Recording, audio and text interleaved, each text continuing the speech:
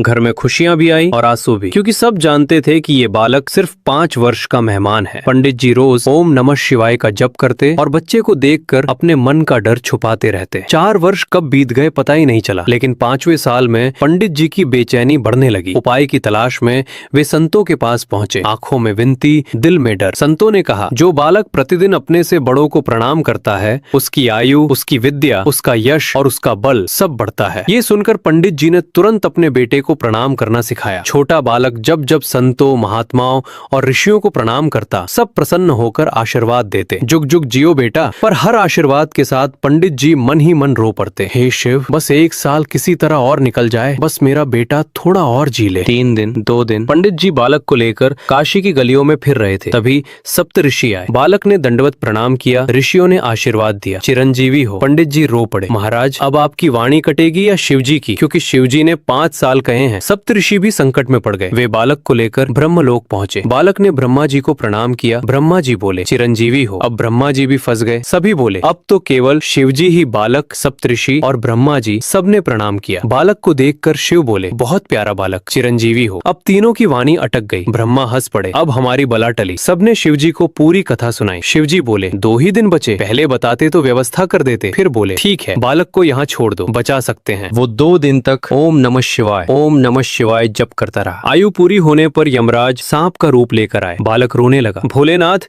बचा लो। शिवजी तुरंत प्रकट हुए। यम खबरदार। यमराज बोले, महाराज नियम तो आपने ही बनाया है। शिव बोले, हमने 5 साल कहा था, लेकिन किस गणना के 5 साल। और फिर शिवजी ने युगों का गणित समझाया। चतुर्युग, 71 चतुर्युग ईवल तो मनवंतर, 14 मनवंतर ईवल तो 1 कल्प, अनेक कल्प ईवल तो ब्रह्मा का 1 दिन, और ब्रह्मा का कई दिन ईवल तो शिव की 1 रात। यमराज ने गणना की, आंकड़ा आया 12,000 करोड़ साल मानव समय के। यमराज बोले, महाराज अब इसका हिसाब आपका, हमारा काम खत्म। और वे चल दिए। इस प्रकार बालक को अमृतत्व मिला। वही बालक आगे चलकर ऋषि मार्कंडेय कहलाया, जो आज तक जीवित माने जाते।